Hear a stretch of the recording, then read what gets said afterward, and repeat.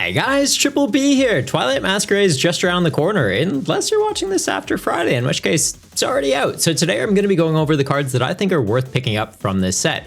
We've got a handful of new staple cards coming out of it, a bunch of new interesting decks, as well as some rogue shenanigans that do seem pretty interesting. So we're going to be talking about the staple cards, we're going to be talking about the new decks coming out of it, cards that are worth having just as tech cards, cards that could be good, not necessarily top tier in the meta, but a little bit of shenanigans. Like I said, those rogue decks, always good to keep an eye out for, as well as covering the cards that I think will be interesting in the Gym Leader Challenge format. So without further ado, let's get into it.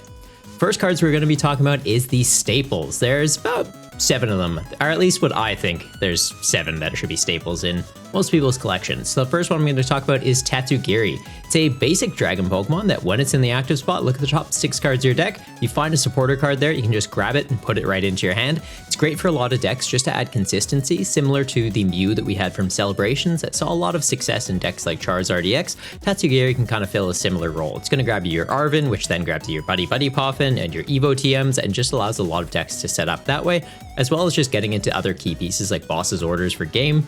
In late game, it's pretty clutch, has 1 retreat cost, so you can easily just chuck a rescue board on here and just pivot it out after something's been knocked out.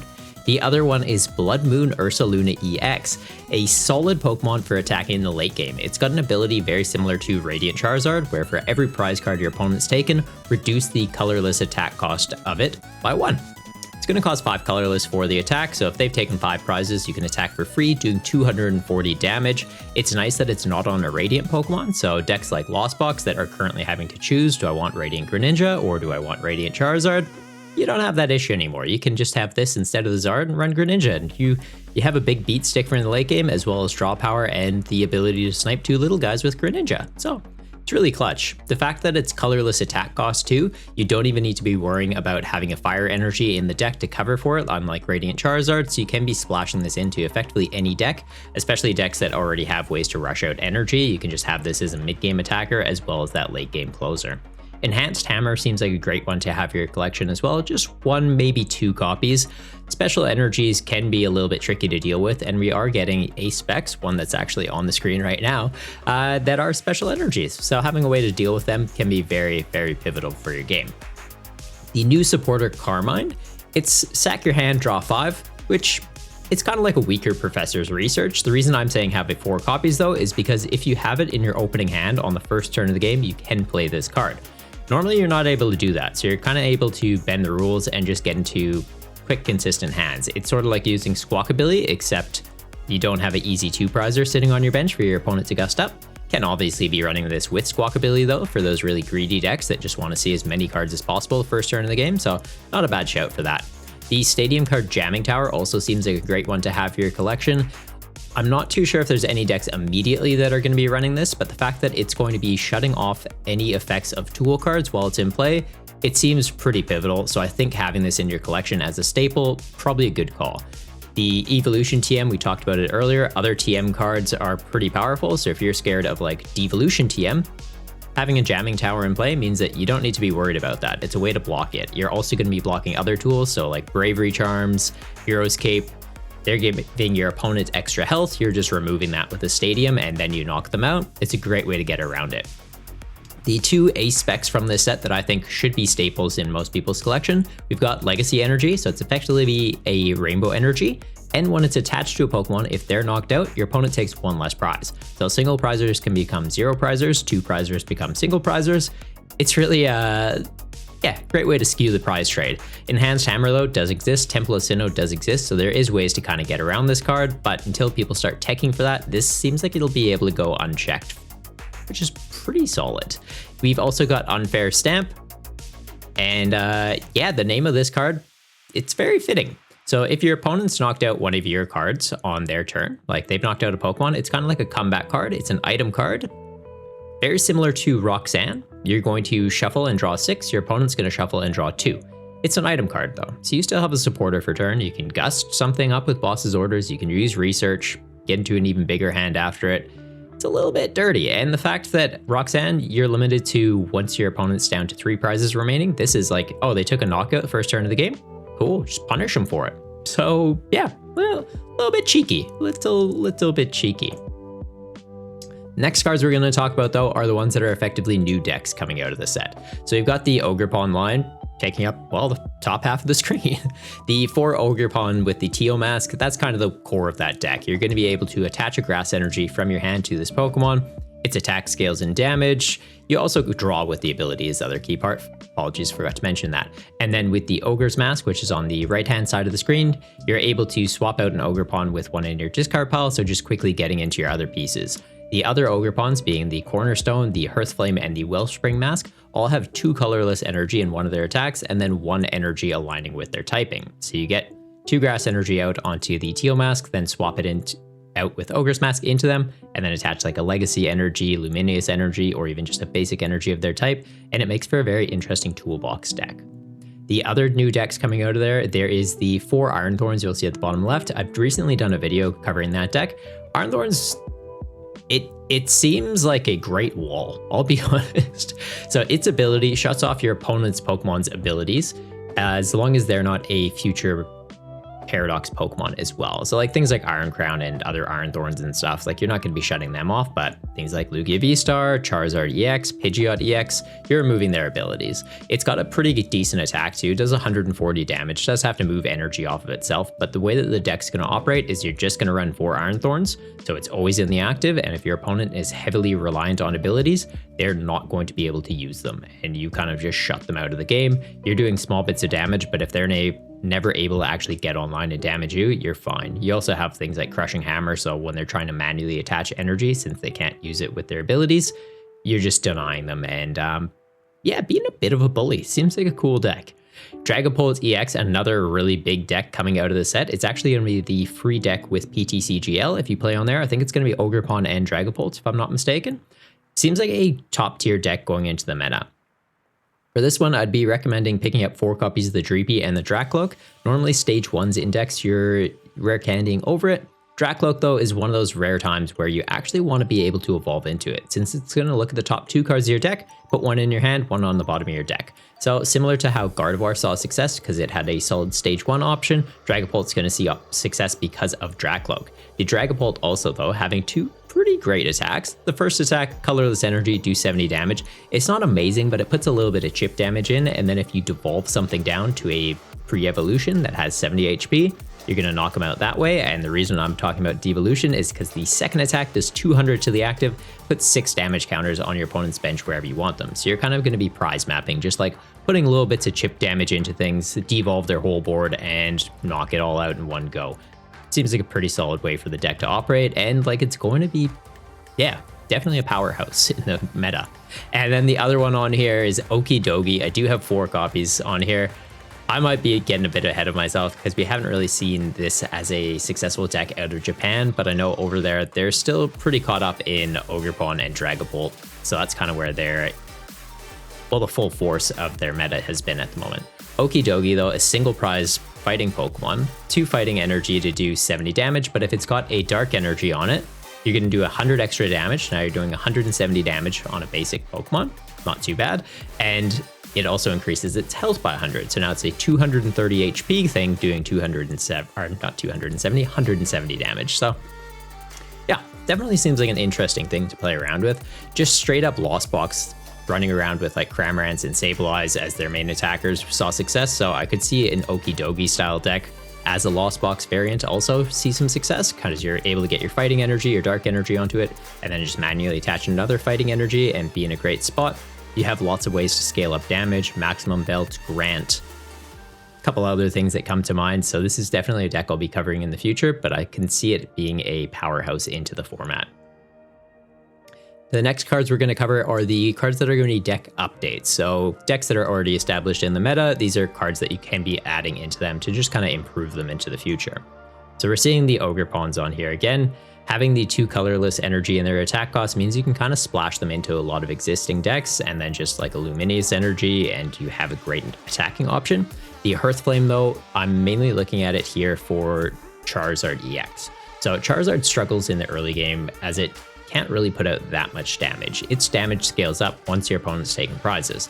Hearthflame Ogerpon, though, the second attack on it needs 3 fire energy, so it is a little bit greedy, but most Charizard lists are running at least 1 to 2 super odds now, so you can attach that energy and recover it, or use like Magma Basin to recover it out after as well. You can do 140 damage, and if you're hitting an evolution Pokemon, an extra 140. So that means you can one-shot V-Star Pokemon without having given up any prizes. It's pretty solid. Lost Zone Giratina is still seeing a lot of success. Arceus deck still exists. Lugia is still a top tier deck, so having a way to just one-shot those is pretty good. As well as if you attach a maximum belt on there, you're going to get up to 330 damage. So in the mirror match, you can be knocking out an opposing Charizard with this, without having given up any prizes. They're going to be able to respond, obviously, just knocking this out, and then you kind of go into that weird, just like tick for tat, like you hit them, they hit you matchup. But the fact that you're able to come out of the gate and just knock out their Zard, if they've only got one online and they don't have a Pidgeot or like another Charmander on their bench to help them get back into the game, you can really swing games in your favor. The Wellspring Mask is just a great addition for Chin Pao. It gives you another way that you can just like hit 2 things at once. So they have Greninja that already does 90 damage to 2 targets. Wellspring Ogerpon is going to do 100 to the active and 120 to something on the bench, and then bounce the 3 energy from it back into your deck. So you're recycling the energy back into your deck. Chin Pao can pull it out and then reuse it for another attack later in the game. Unlike Chin Pao that has to discard it and then you're needing to use like superior energy retrievals, it's great to just have a way to be able to recycle energy around, and helps out into single prize matchups. The Cornerstone Ogerpon, this is just a great wall to have in decks. So I know we talked about the Ogerpons previously. I didn't really go over the other 3 though, just talked about the Teal Masks. The Cornerstone one, just being able to splash this into decks as an answer into them can be pretty great. So its ability makes it so that opposing Pokemon that have abilities can't damage it. So if you know that your opponent's deck is fully reliant on ability Pokemon, you can just put this in the active and be like, all right, you can't knock this out ever. I win.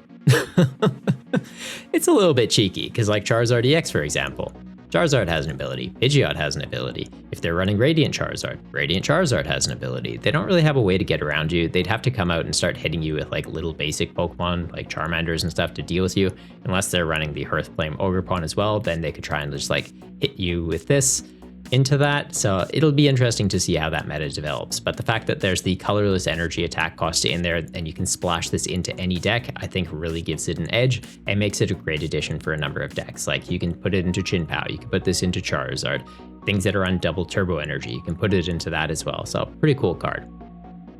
The 2 psychic cards on here are mostly in here for Gardevoir. So we've got Monkey Dory and Pheasantipity. Both of these have an ability that triggers if they have a dark energy attached to them. Monkey Dory allows you to move 3 damage counters from any of your Pokemon onto your opponent's Pokemon, so it helps fix up numbers while also healing you. In Gardevoir, you're going to be accelerating energy out at the trade-off of damaging yourself. So effectively, you're putting 2 energy onto something, take 40 damage. Monkey Dory is at least able to move 30 of that off of it and onto your opponent's Pokemon to kind of help fix it up. So then you can accelerate more energy to it without putting yourself into theoretical breakpoint numbers, or by moving that damage, helping lower breakpoint numbers into your opponent.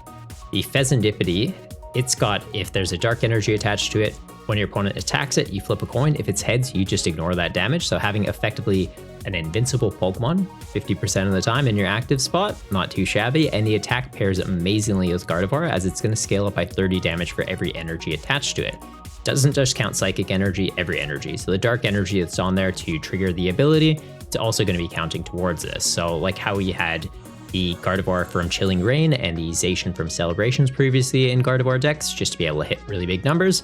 We've lost those to rotation. Pheasantipity is just going to kind of slot in and take that space, and theoretically be invincible, which is pretty clutch. It's also a basic Pokemon, so it kind of just comes out of left field and starts attacking.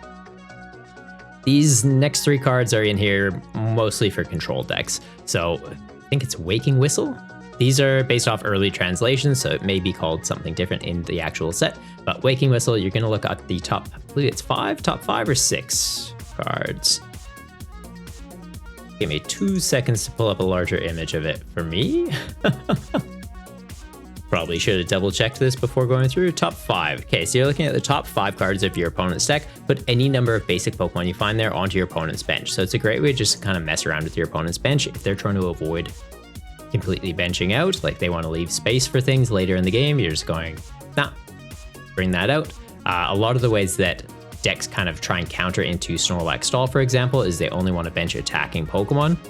you're using Erika's to get around that, and now you have a item card that you can be using to get around it. You put something on the bench that can't attack or is a pretty much useless attacker, and then yeah, you're messing with them.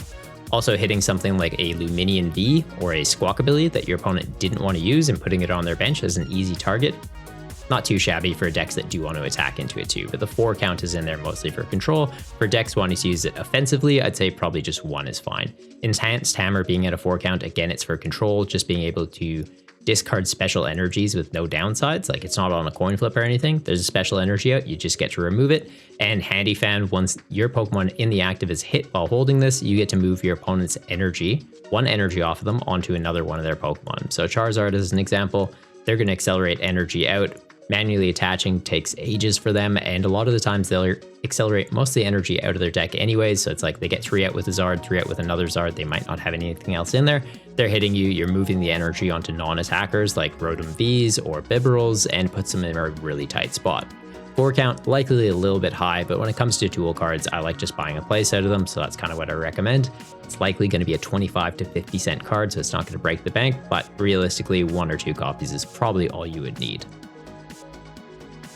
All right, and the next cards we're going to talk about are ones that I think are just kind of worth having, like good text just to kind of have up your sleeve if you need them, or at least in the collection so you can slot them into decks as you need. First one is Volbeat. It's just a great early game attacker since it can attack on the first turn of the game, and it's going to get 2 basic Pokemon and put them onto your bench, like a Call for Family style attack. It doesn't say single prize Pokemon or non-rule boxes, so even decks like Arceus that just want something to guarantee that they can get into their pieces, if you're going first turn of the game going first, being able to use that, set up your bench, it's not a bad shout. And I kind of like it. Also, in those decks, Arceus is giving up 2 prizes, so if you're going all in on just like Arceus and Giratinas, they're going to have to knock out 3 of those to take out 6 prizes. If they would knock out 1 single prize Pokemon, they're making it so they have to take 7 prizes that game anyway, so just having this get knocked out first turn also, it's not the biggest deal for that deck. We've got the Fion in here. It's mostly just for like control style type decks again. So its ability, or not ability, its attack, lets you put a supporter card from your discard pile right back into your hand.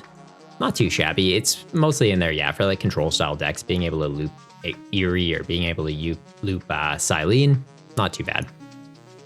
I've got a 2/2 Snorunt and Frostlass line in here. So Frostlass is just a great way to kind of fix up some numbers. Its ability makes it so between turns, yours and your opponent's, you're going to put a damage counter on every Pokemon in play that has an ability, excluding Frostlass. So if your deck doesn't run abilities and you're just shy of hitting some numbers, Frostlass can help you fix those up, as well as just applying some pressure. So it's like instead of having to do status conditions to kind of help fix some breakpoints, like we have Root Bonnet to poison them, so they take an extra 10. Now you've got Frostlass so that they're taking an extra 10 into decks like Lost Box, where they're going to try and bench out a lot of Comfies, Cramorants, Radiant Greninjas. They've all got abilities, slowly being able to whittle away at their small HP basic Pokemon that have abilities, taking extra prizes without even having to take attacks into them. Could be pretty cool.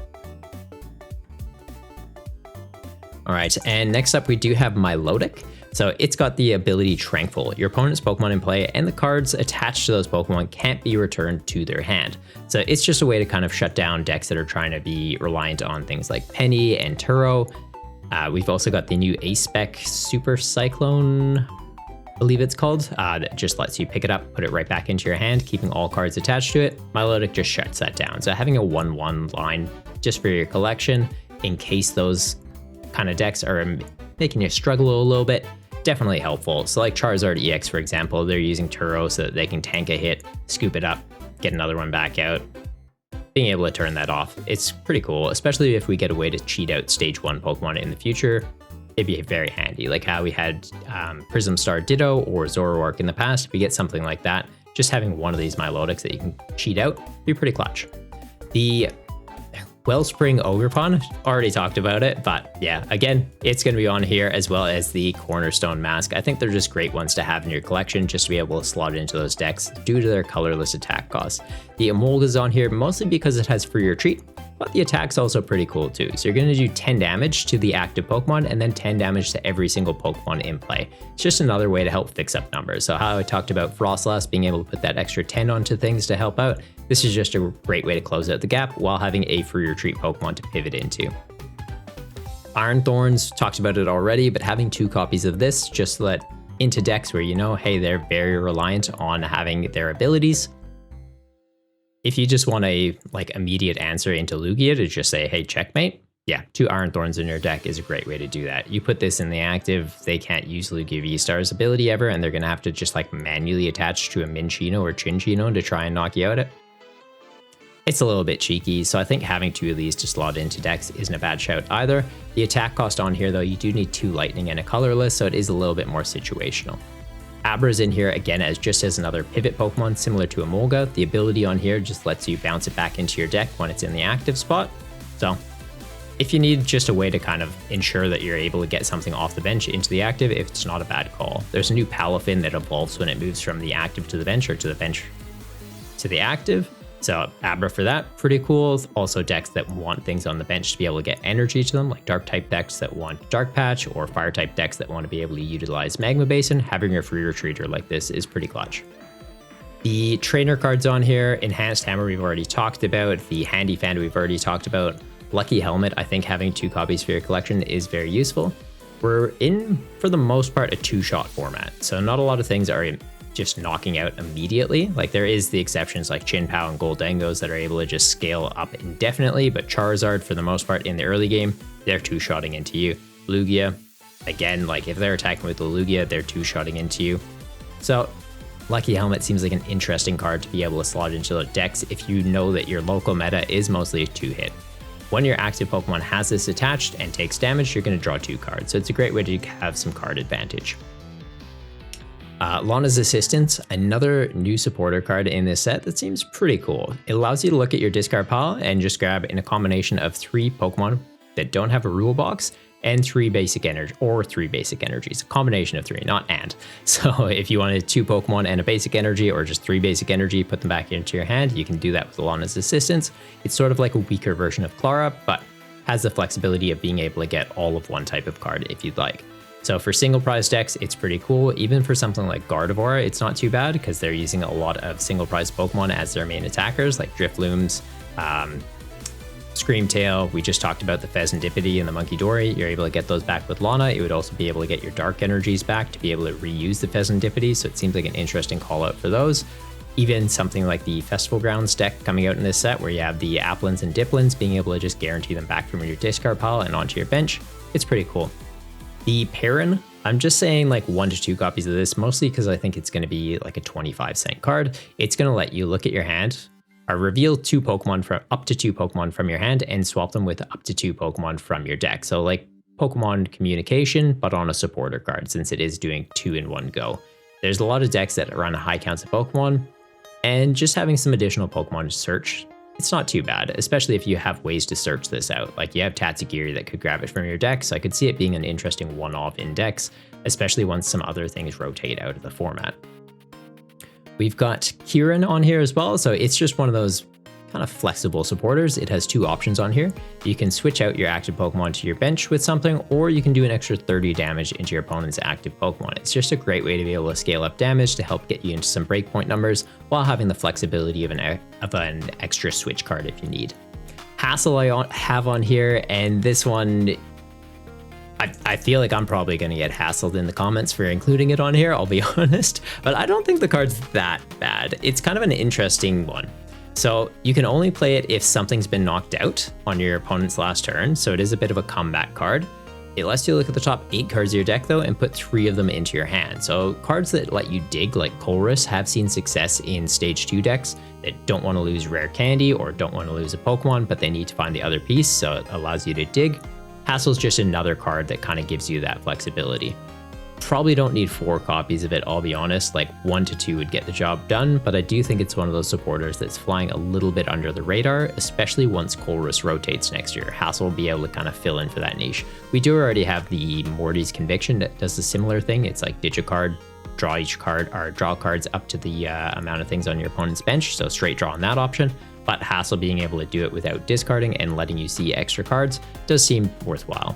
Jamming Tower, we've already talked about. Festival Grounds, it's going to make it so that your Pokemon that have energy attached to them aren't affected by special conditions.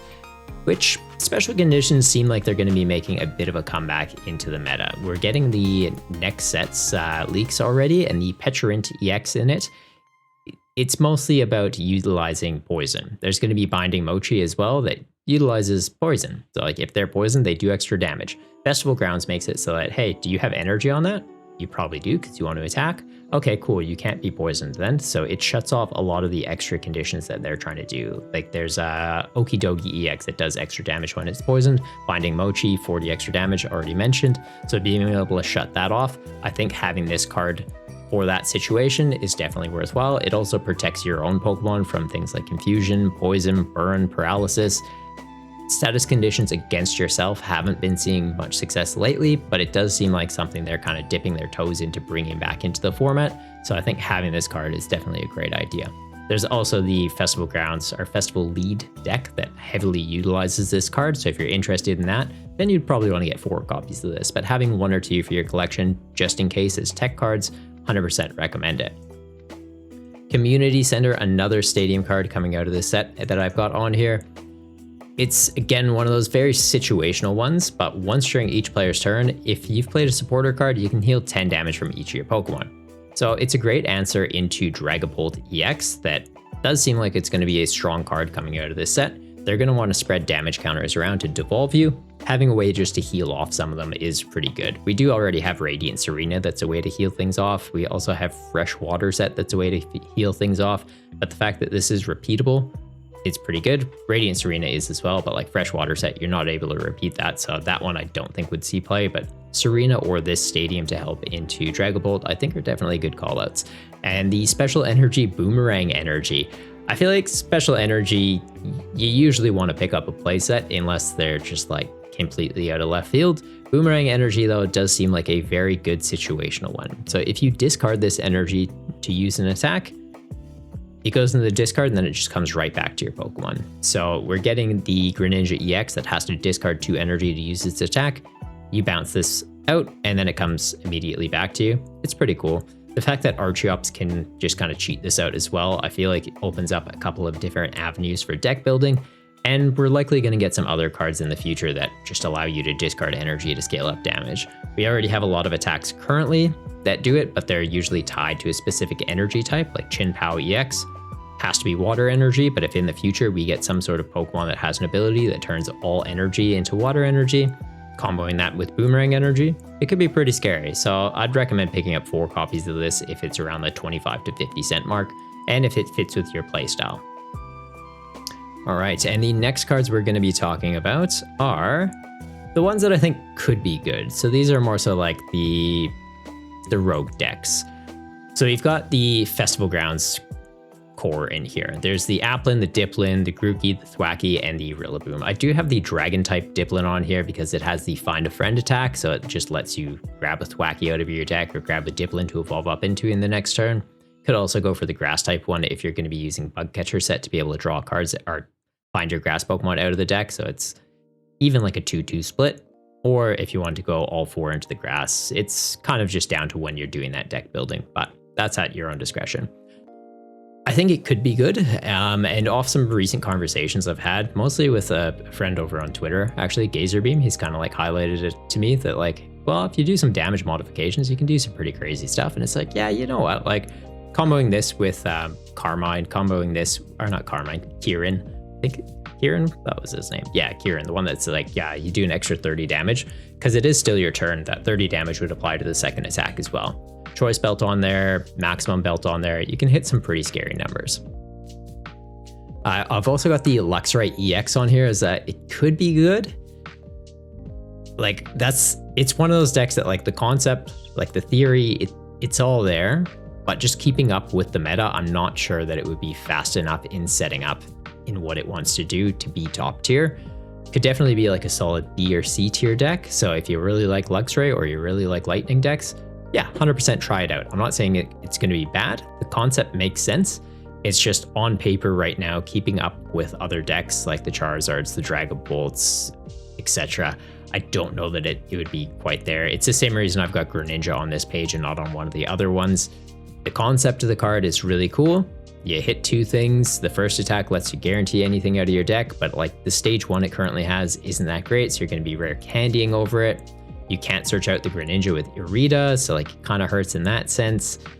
And you don't really have a great way to accelerate energy out to it unless you're like comboing it with Archeops or like DTEs and stuff. But yeah, on paper, both those decks seem interesting and like they have a lot of potential, but I just wouldn't recommend like, hey, rush out the door and buy these unless you're very interested in those Pokemon or those playstyles. Palafin EX, same thing. Like the core concept of the deck, it seems really cool. 1 energy to do 250 damage on a stage 1 Pokemon with 310 HP. Those are all really good numbers. The fact that you have to get into a stage 1 though and then move it around to evolve into it, it makes it a little bit complicated.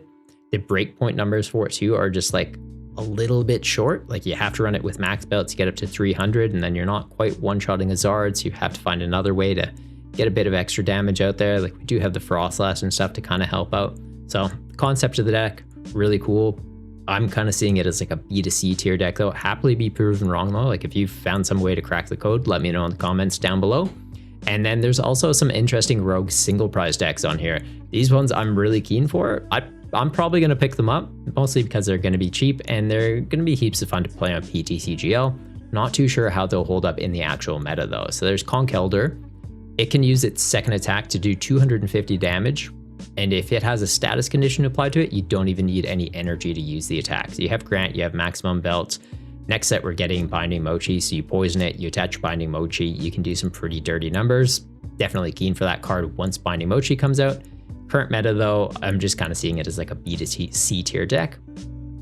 Mightyena, another really interesting single prizer. It's going to do, I think it's 90 damage for each Mightyena on your bench. Let me pull up a larger image for myself to reference. Yeah, so the first attack, 30 base damage for 1 dark energy, 90 more damage for each of your benched Mightyena. So if you have 3 on your bench, 270 plus 30, you can do 300 damage just flat for 1 energy. It's not bad. The fact that it's stage 1 reliant though, so if you prize any of your Mightyena, we don't currently have a way to get Pokemon out of the prizes other than basic Pokemon. Like you can't heavy ball for a stage 1. So if that happens, you're in a really awkward spot. We also don't have ways to cheat out stage 1s. Like if this came out while Zoroark was in rotation still, that deck would be like really solid. I'll be completely honest, especially because it says each of your benched Mightyena, and we did have the other Mightyena that had an ability that was just like attack for free if there's a VMAX in place. You'd be able to run like a split line of those. Now it just feels like it's missing something to kind of get it online. In the future though, 100% could see this being really solid, and just for like a fun casual night at a league, definitely a fun deck, or play some shenanigans on PTCGL. Aggron, same thing as the Conkeldurr and the Mightyena. Really cool concept. The execution may be a bit tricky. It's a stage 2. You're gonna have to rare candy to it. The stage 1 doesn't really help it out in any way, but it's going to do 50 damage for each of your damaged Pokemon in play. So it's basically got the same attack as Zoroark V-Star, except it's a single prize Pokemon and it only needs 1 steel energy to do it. So you don't need to find like DTE to get online or another way to accelerate energy out. It's just, hey, by the time you get this evolved out, just find 1 steel energy and you can beat something up. And that's cool. So you don't have DTE reducing your damage. You do the flat 300, attach like a choice belt, Defiance Band, max belt. You're taking out anything in the format off a single prizer. So yeah, the concept are really cool. 3 Ace Specs on here that I think they could be good, but compared to ones that we already have in the format, I don't think they're strong enough to kind of bump out other options from your deck. Situationally though, they could be good. So the first one on there, it's a tool card, so you attach it to your Pokemon. If it gets hit and would be knocked out, instead it survives with 10 health remaining. There's ways to get around that though, obviously. So it's a tool, you lost vacuum it away. They go down to 10 health remaining, but if you have a status condition like poison or burned applied to them, then it just gets knocked out by that. So like decks that run Brute Bonnet, they can kind of just bypass that. So it's a little bit tricky. Really cool concept, but the fact that we have Hero's Cape that just gives your guys an extra 100 HP, you're for the most part outside of breakpoint numbers anyways. Yes, they can lost vacuum that as well, but I feel like just situationally it's a bit better. And the fact that this too, it's only if you're at full health and go down to 10. So like if they put a bit of chip damage on you, they can just bypass that also. So it's a bit tricky. The second one on here is, can I find the name of this one? think it's Secret Box, something like that. But it just lets you discard 3 cards from your hand, search your deck for a supporter, let me bring this up just to make sure I'm giving you the correct stats. Yeah, discard 3 cards from your hand in order to use it. Search your deck for an item, a Pokemon tool, a supporter, and a stadium. So there is going to be decks that this would make a lot of sense into, like Chin Pao could probably use this and be fine. You're getting a Pokemon, a tool, supporter, and a stadium, so you get like Pokestop, a Baxcalibur, an Arita, and then for tool, yeah, you could slot something in there, I'm sure. And yeah, you're in a great way. Because then off your supporter, you just use Arita, you get yourself into another item and another Pokemon and just kind of run away with it. So it's not too bad. Something else that I could see using this is like potentially Lugia, just as a way to discard your Archeops and then get into other stuff, like get into a draw supporter, get into a stadium to help yourself out. You could even just like get into an Archeops and a supporter that would discard it after, like a research. So situationally, I could see this being a good Ace Spec, but when we already have the likes of Prime Catcher and Unfair Stamp, is this doing that much more over them that you don't just run them? And it's like, yeah, it's a cool card, but like I just prefer Prime Catcher. Probably not. And then the Super Scoop Up Cyclone. Super Scoop Up Cyclone? Scoop Up Cyclone. It'll be one of those names in the set. I have it currently just as Scoop Up Cyclone, but you get to put a Pokemon and all cards attached to it back into your hand. So it's like Penny, except not limited to basic Pokemon. So you could be fully picking up like a Charizard or fully picking up like a Lugia and just put it into your hand. It allows you to tank hits and just kind of go from there. Seems like a really interesting card for like tanky decks. So like Goodra V-Star, for example. After you attack, you make it so you take 80 less damage from attacks going back into you.